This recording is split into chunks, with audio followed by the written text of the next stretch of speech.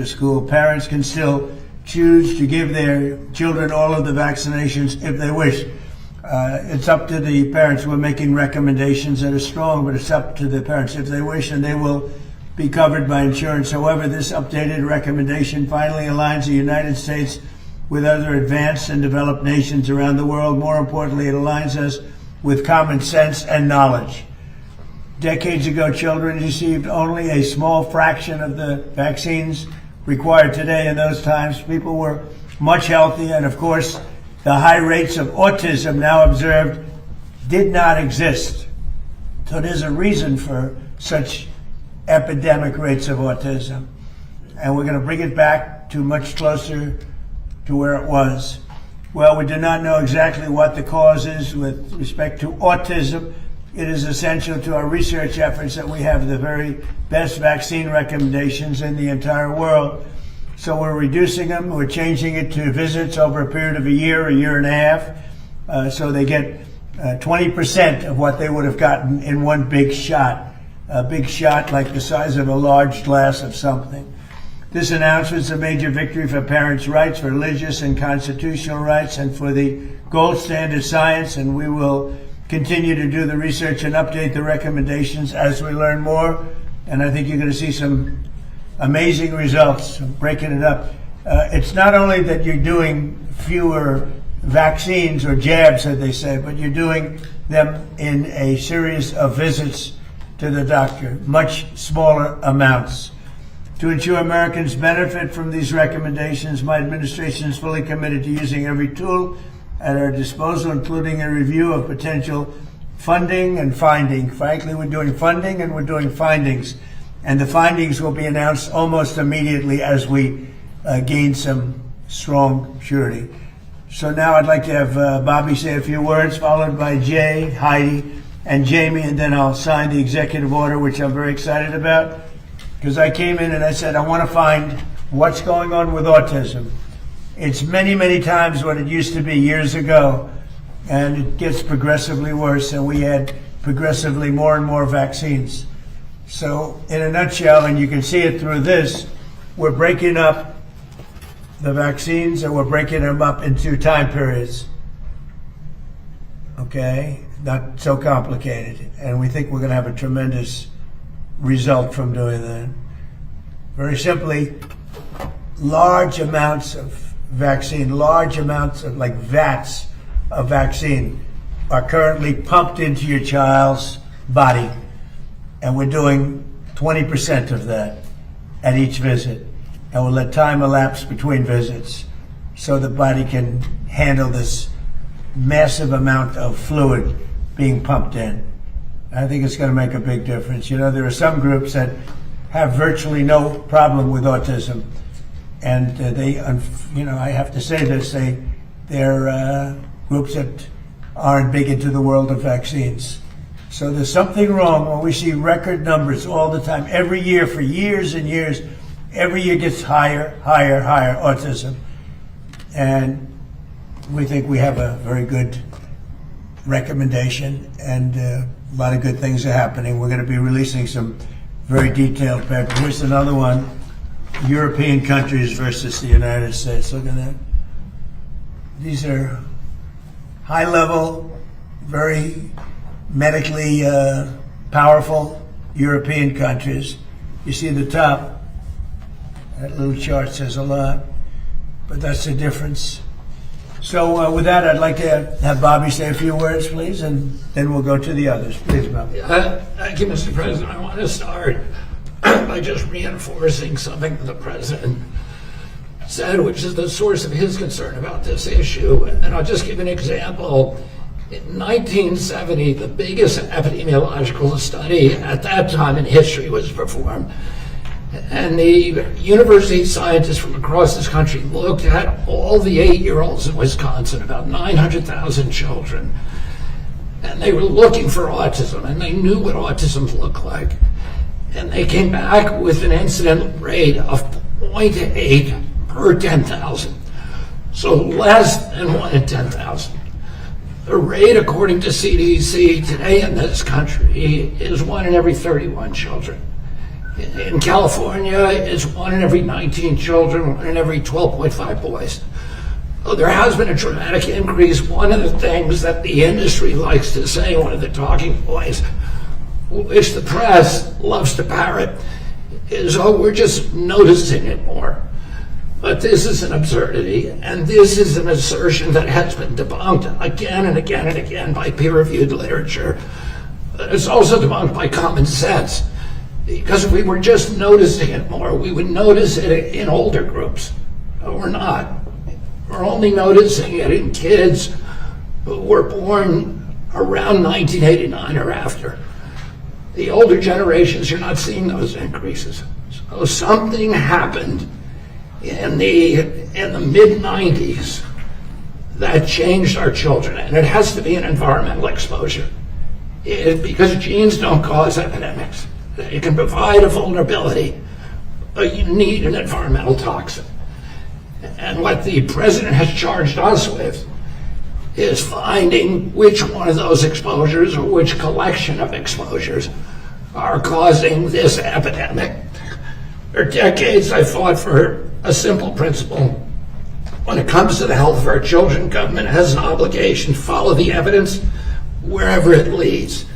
Tell the American people the truth and give parents the information they need to make informed decisions for their families. Mr. President, you gave us a mandate to do just that.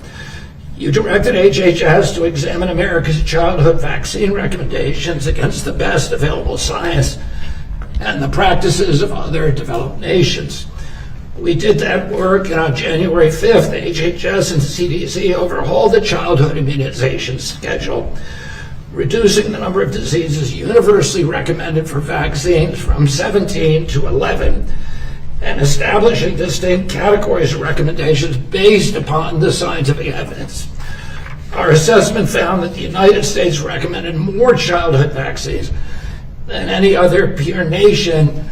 President Trump mentioned the number that's 72 jabs before 18, but it actually could be up to 94 jabs. And nobody else has anything like that.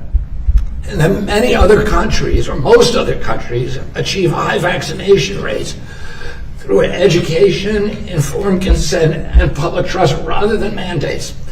Today, with this executive order, you are building on that work and acting on that evidence.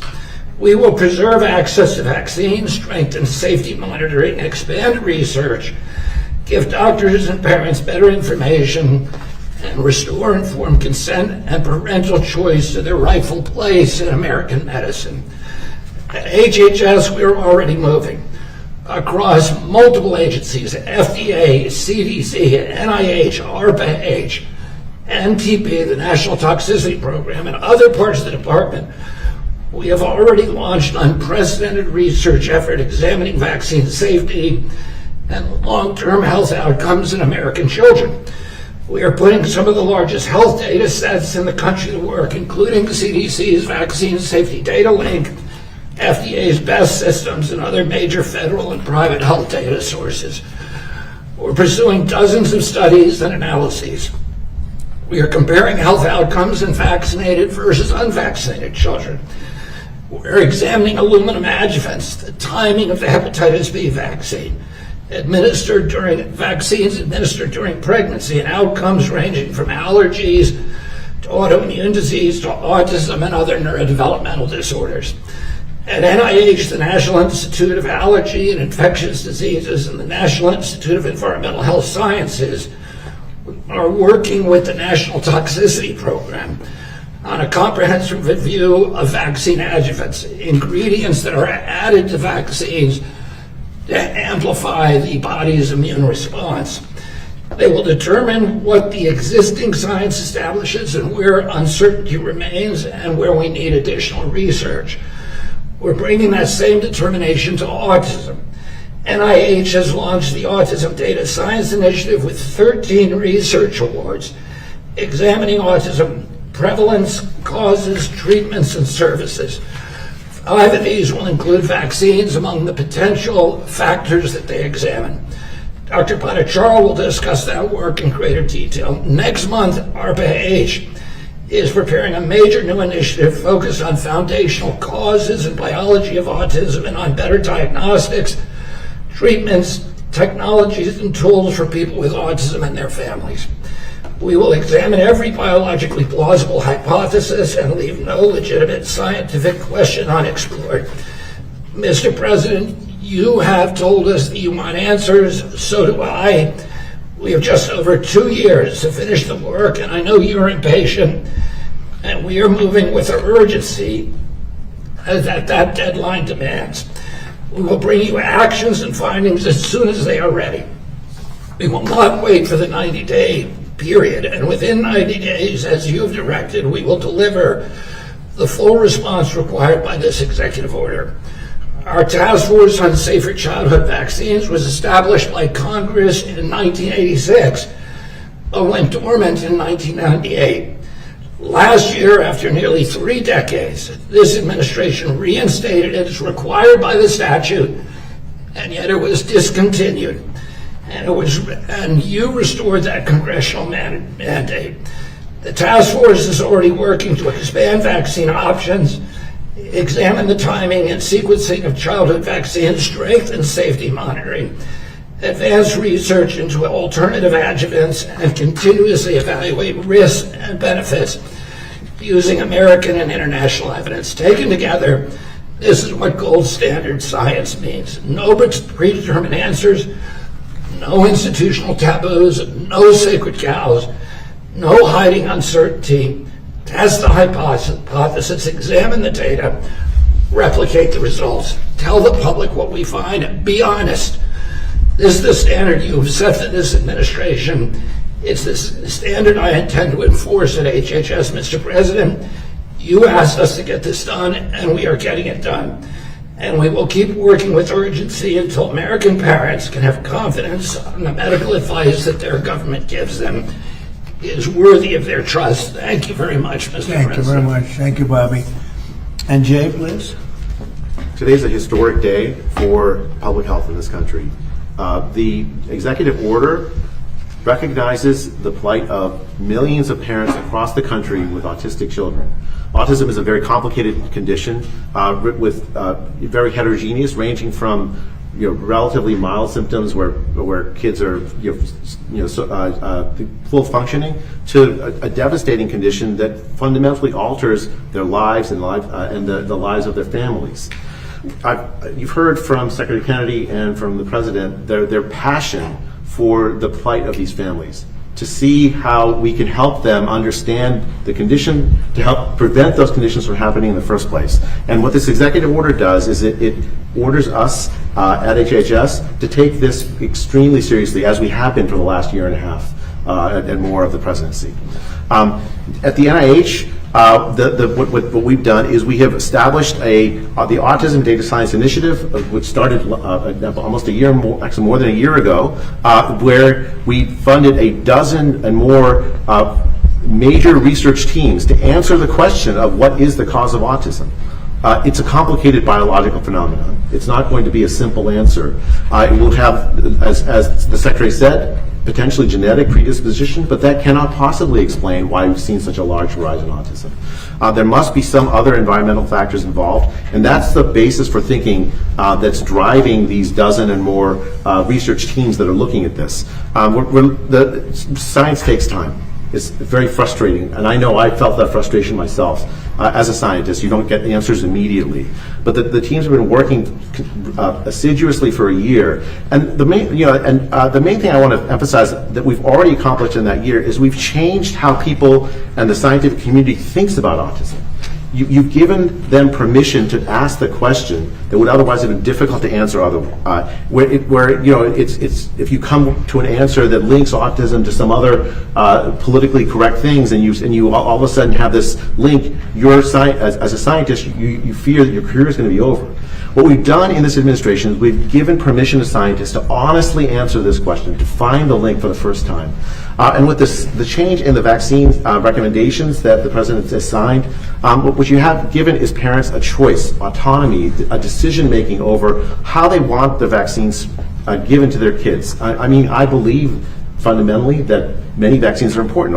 said measles, for instance, the measles vaccine is important if we want to take control of the measles outbreak. But at the same time, we shouldn't be keeping kids out of school because they have made different decisions than other parents. Our European colleagues don't do that. A lot of the collapse in trust in public health has come because of these mandates that we've seen imposed during the Biden administration on the COVID vaccine and so many other things. What this does is it restores autonomy of families and parents to make good decisions for their kids. It allows and continues to emphasize the importance of science in recommendations about vaccines, and fundamentally restores a sort of healthy relationship between public health and parents, more in line with what happens in European countries than in the United States, where the childhood outcomes are often much better than we see here. It's a big first step that we were, and that builds on what we've been working on the last year and a half toward a more sane public health system that sees healthy kids grow up without pressure, without undue influence, to make good decisions for their families and for their kids. Thank you, Jay. Steve, please. Thank you, Mr. President. Because of your courage and leadership, Mr. President, millions of parents all over America today are breathing an enormous sigh of relief. I say this as the parent of young children myself. Millions and millions of parents feel they've been pressured when their children are just weeks out of the hospital to take 5 shots, 6 shots, 7 shots all at once. They're told it'll be normal. Your kid will have a fever of 103 for 3 or 4 days. Your kid will stop eating for a week. Your kid's going to change all their sleeping. Don't worry, it's totally fine. It's totally normal. Nobody has studied it. Nobody's looked at it. Nobody's thought about it. The pressure from the pharmaceutical industry and from aspects of the medical industry to pump your kids full of shots days after birth with no understanding of the long-term consequences has been a medical travesty. This is an issue, Mr. President, that you have been leading on for years, and of course the man to your left has been leading on this issue for years as well, too. It's a really incredible moment to stand here today and finally see the concerns of parents around this country addressed. There's been so much heartache where parents have had healthy children with no issues. They know they've been pressured into doing things that they didn't want to do, and medical science has told them for years that their concerns are not valid. This order does 2 fundamental, incredibly important things. First is we get off of this ridiculous path of having our children get 70 to 90 shots. That is wantonly excessive. Remember, each and every one of these shots produces a profound immunological response. So across any large population, if you give a kid shot after shot after shot, you're going to have vaccine injuries. You're going to have immunological issues. You're going to have potentially neurological issues. Secondly, and so important to you, Mr. President, is the unbundling of the shot. Why do you need to have these shots bundled into these packages? Why can't you split it into 5 visits and give this young body, if a parent wants to do a vaccine, 1 shot at a time? Why is it that in Japan you can get a separate measles shot, a separate mumps shot, a separate rubella shot, but in America it has to all be packaged together? This is a courageous action, Mr. President. This is an action that ensures the dignity of patients, the dignity of parents. It restores choice. It says we're going to let the parent and the doctor make a sound medical decision. And I'll just say one more time, the fact that you have had the courage to push this forward, knowing the unfair criticisms from some in the establishment, and to give the chance for Bobby, who spent decades representing parents, to stand here today. It's such a profound moment, it's such a beautiful moment, and it's going to lead to such incredible advances in our understanding of children's health and making sure that, yes, we can be a country that has safety and security for our families and our children, while at the same time protecting patient choice. You can have both these things. This order accomplishes it. I'm so proud to be standing here today, Mr. President. Thank you very much, Steve. Thank you. Heidi? Yes, thank you, Mr. President. It's an honor to be here today. It is a historic day and a historic action. Many people have asked the difference between this executive order and what you signed in December in a presidential memorandum and what you signed later on in May. Just want to quickly answer that question. In December, the presidential memorandum directed HHS to produce the scientific assessment that they did, and then they overhauled the vaccine schedule. Those actions have since been held up in court. And so right now, Americans don't have access to that information, and you are correcting that wrong today and saying, I am giving Americans this information directly so that they know what HHS found in the scientific assessment themselves. But most importantly, states are actually the place where school vaccination requirements are implemented. It's state laws and regulations, and the CDC would advise the states on those policies. Since January of 2026, 28 states have no longer agreed with the CDC, and they recommend their own policies. A lot of those states are blue states, and they're working with outside entities like the American Academy of Pediatrics that still rely on recommendations that were in place in 2024 with the 72 injections by age 18.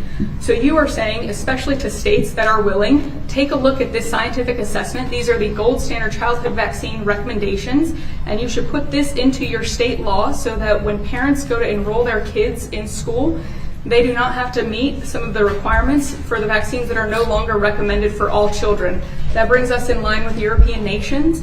And importantly, those nations do not have vaccine mandates for school. A lot of those nations maintain vaccination rates for measles above 90%.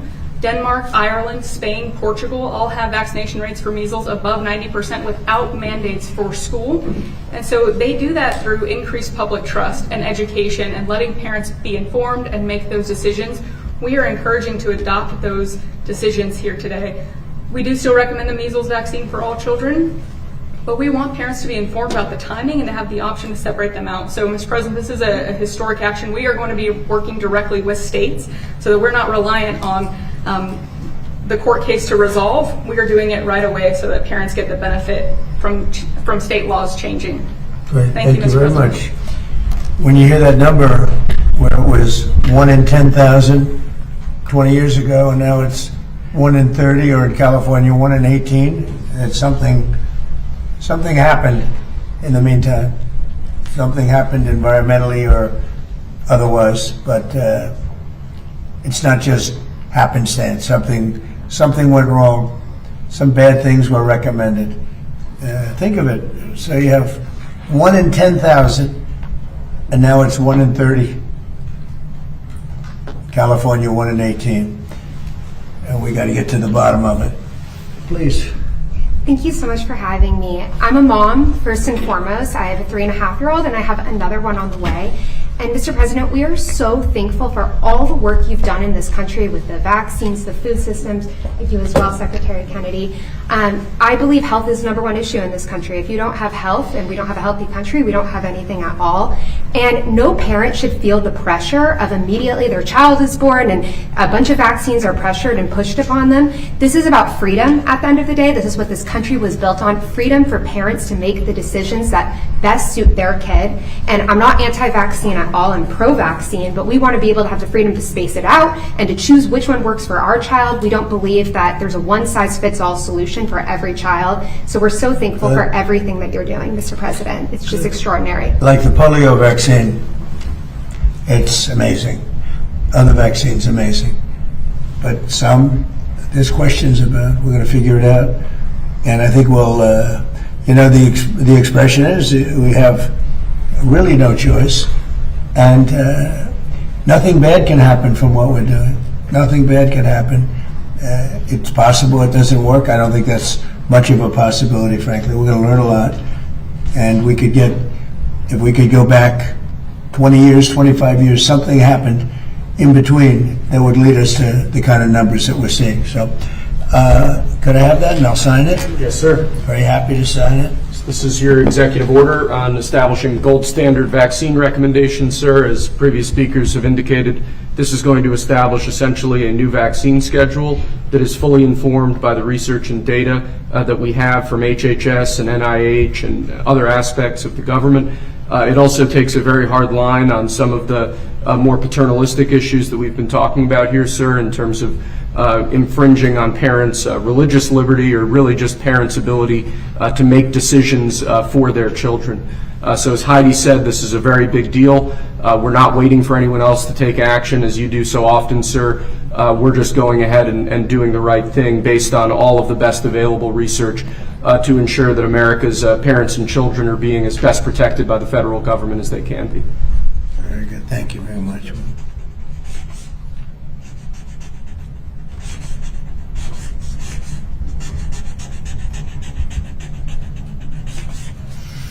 Okay, that's a big one in my book.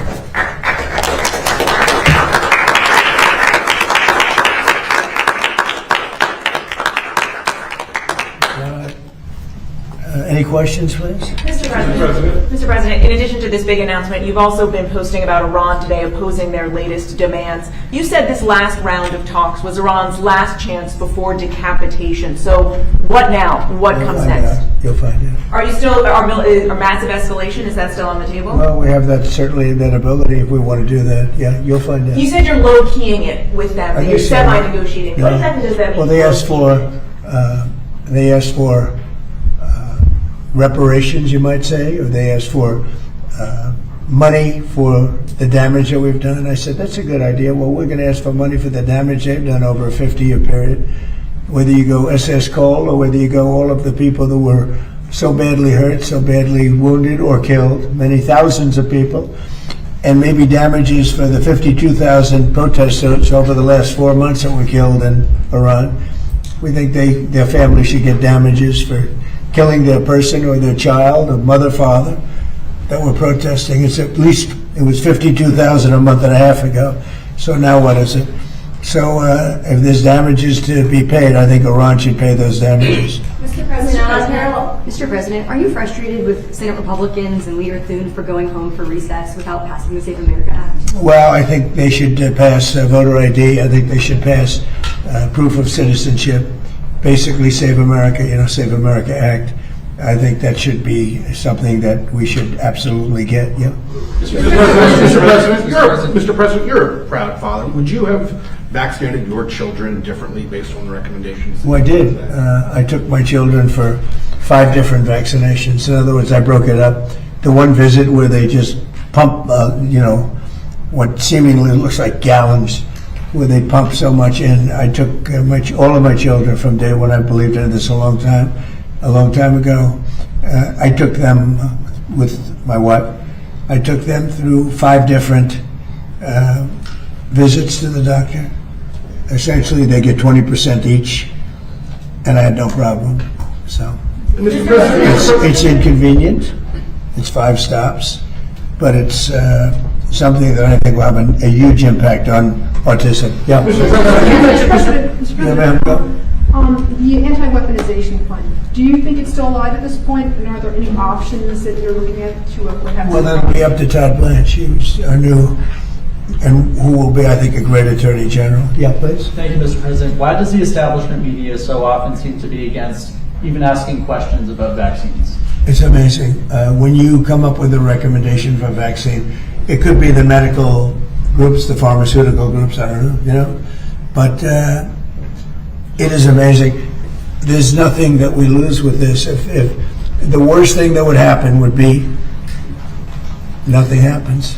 We're not going to lose anything. At the same time, we could gain tremendous, we could save hundreds of thousands of lives, millions of lives.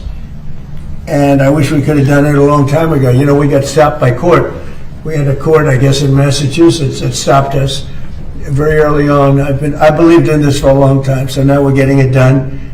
And I think you're going to see potentially tremendous results. Yeah, Dan? Mr. President, a topic on manufacturing. The Bureau of Labor Statistics put out some information last week saying that U.S. manufacturing record manufacturing 4.6% increased in the first quarter of 2026. The Supply Management Institute PMI shows that manufacturing has expanded for 7 consecutive months. You've talked about the American manufacturing renaissance for about 10 years at this point. Given all the statistics and the investment that have come in, do you feel vindicated at this point? So we're doing record increases in the United States in manufacturing. A lot of that has to do with the tariffs because companies are coming in, they're not able to sell their product unless they come in because they have no tariff if they build their product, whether it's a car or something else. If they make it in the United States, there is no tariff. So they're coming in. We have a record number of factories under construction, factories, plants, things as such. Toyota just announced that they're building the largest car plant. They make cars plant in the world, anywhere in the world. They are leaving Mexico and they're coming to the United States. Many car plants, AI, other, they're opening. I will say that they're leaving Canada, they're leaving Mexico, they're leaving Germany, they're leaving Japan, they're leaving South Korea. They're coming into the United States because they don't want to pay a 25% tariff on a car, and they don't have to pay a tariff if they make it here. So we have the largest number of plants ever being built in the United States right now. Hard to believe, right? Because if you listen to some of our past projects, we'd never be a manufacturing country again. And these plants are going to start opening up in about 6 months. And I can only say that the next president will get a lot of credit for what I've done. Please remember it was me, not them. Mr. President, I think I heard you say that the MMR vaccine for measles, mumps, and rubella is quite lethal. Is there any evidence of that? No. What I've heard is that there are some people that say it is that way. And I say, well, let's say there's a 5% chance of it. Let's split it up. Because they do say that given individual, MMR, that given individual, there is no impact. In fact, they've said how safe it seems to be. But I've heard when you put them together, they can be explosive. Yeah. Mr. President, have you spoken with the new Attorney General or Jeanine Pirro about prosecuting Dr. Fauci? I have not spoken to him about that, no. Mr. President, Senators Rand Paul and Ron Johnson released some text messages from Anthony Fauci, and it appears that as early as January 2021, they knew that there could possibly be complications with pregnant women and miscarriages tied to the COVID vaccine. Yet the Biden administration health officials, they didn't change their rhetoric. Your reaction? Well, the Biden administration was a disaster in every way. That would be just one way, but they have been a disaster in every single way. It's unimaginable what they did in that. Forget about weaponization, forget even about, as important as what you're saying, so many of the open borders, the men and women's sports. They've just been a horrendous disaster, the highest inflation in history. And we're doing a great job. Mr. President, thank you.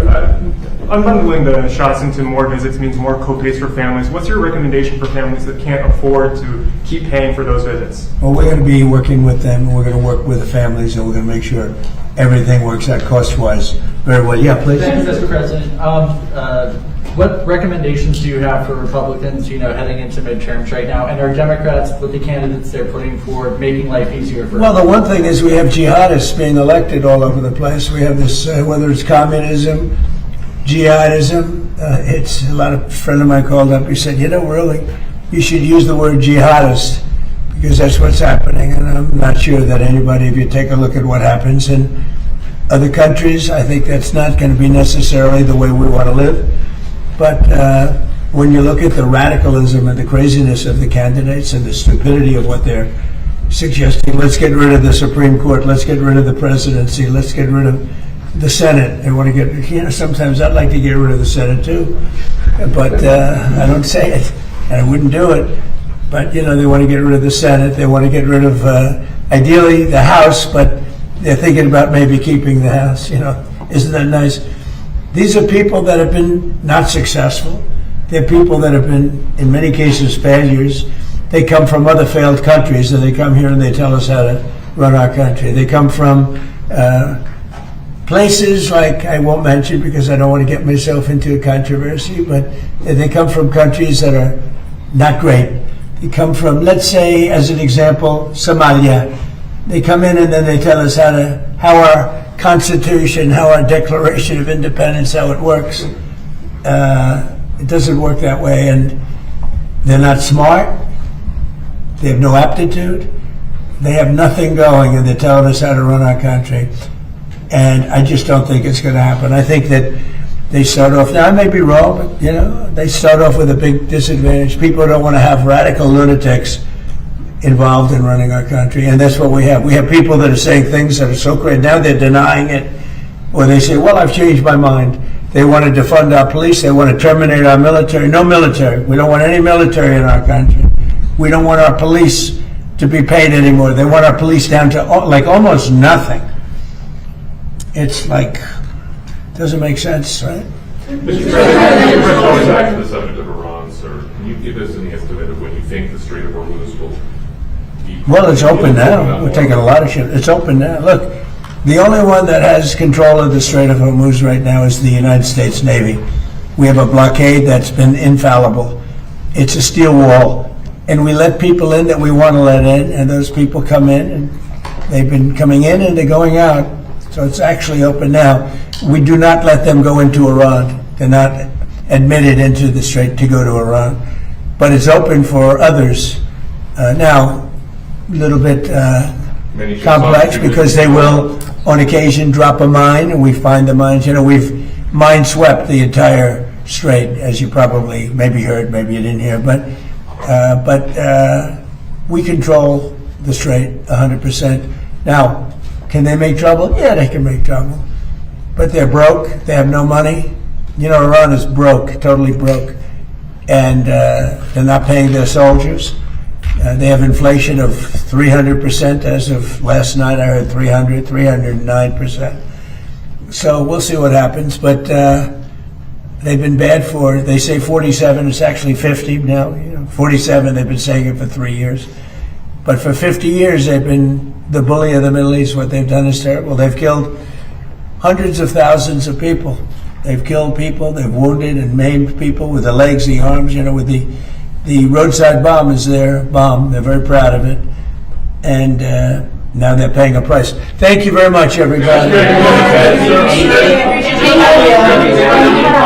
Thank you, guys. Calling Chairman Warsh occasionally when you talk about No, actually, the Wall Street Journal had a wrong story. He said I spoke up. No, I have tremendous respect for Kevin Warsh.